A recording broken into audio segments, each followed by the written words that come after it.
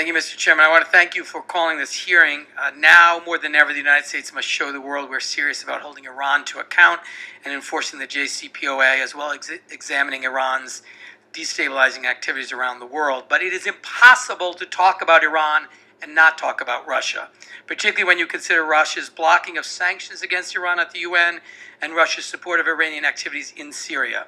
But I fear that we are at a disadvantage when we have a president who seems unable and unwilling to stand up to Vladimir Putin, Iran's biggest supporter and patron. As the body in the House responsible for our foreign policy, it is incumbent upon us to examine the very real consequences of President Trump's pivot towards Russia and what that means for our national security, our relationships with allies, and the functioning of our own government. Mr. Chairman, it's been 8 months since we had a full committee hearing on Russia. I believe we are long overdue, and we must have witnesses from the administration appear before us and give a full and honest accounting of what their plans are for dealing with this unprecedented Russian aggression and meddling in the United States. Moreover, as the body tasked with oversight of our foreign diplomacy apparatus, we absolutely must require General Michael Flynn to appear before this committee and answer truthfully about what his relationship and contacts were with Russian officials before and during his tenure as National Security Advisor. The issue impacts the United States' relationship with our friends and foes around the world. If we cannot be an honest broker in our dealings with Russia, we lose credibility everywhere. And that's why 19 of my colleagues on this committee and I sent you a letter asking that we have Michael Flynn testify before this committee as soon as possible. I ask unanimous consent that a copy of this letter be entered into the record. Without objection. This request is made in the context of the following facts. Unprecedented Russian interference in our elections directed by Vladimir Putin to help elect Donald Trump, as concluded by 17 intelligence agencies. A sophisticated plan of hacking, fake news, and a sophisticated use of propaganda. Repeated contacts between the Trump campaign and Russians during the course of the campaign. 3 members of President Trump's inner circle, Carter Page, Paul Manafort, and now Michael Flynn, have to leave the inner circle because of their ties to Russian officials. Secret conversations between the National Security Advisor and the Russian ambassador. Then Michael Flynn lied to the American people, lied to the Vice President of the United States, and denied those conversations happening right on the day that sanctions were imposed for interfering with the American presidential elections.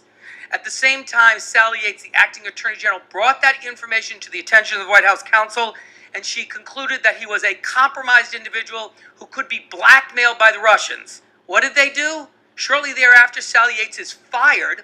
Michael Flynn stays in place for 17 days with full access to classified information, continuing all of his responsibilities as a national security advisor. This is in the context of a president who is bellicose and fighting with all of our allies, Mexico, Australia, as 2 most recent examples, but has showered praise on the brutal dictator Vladimir Putin. He maligns our intelligence professionals, compares them to Nazi Germany, and at the same time, we learn that Michael Flynn has appeared at a celebration of RT, the single most powerful Russian propaganda machine, and the president has refused to answer questions about his investments or financial dealings in Russia or to produce his tax returns. Then we learn his son at a real estate conference in 2008 said, and I quote, "Russians make up a pretty disproportionate cross-section of a lot of our assets," end quote. And then he went on to say, "We see a lot of money pouring in from Russia."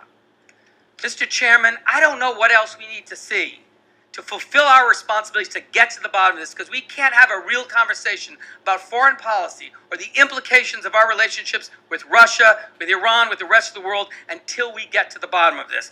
And so while I'm anxious to have a conversation about Iran and anxious to have a conversation about the JCPOA, I am imploring this committee, Republicans and Democrats, to put your country before party, to bring these issues before this committee so we can get to the bottom of this. The American people expect nothing less, and I urge all the members of this committee to join those who have already asked for these hearings, because the American people are watching this and they cannot believe that there hasn't been a bipartisan effort in the House of Representatives to get to what has been unprecedented interference in our democratic institutions.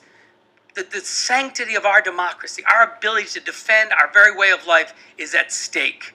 And so I don't have a question for this panel. I thank you for your testimony, but I think this gets to the heart of our ability to continue to be a beacon to the world, a place of democracy, of self-government, where foreign governments have no role in helping to pick our leaders or interfering in the policies that we implement in America. And I thank you, and I yield back my remaining 2 seconds.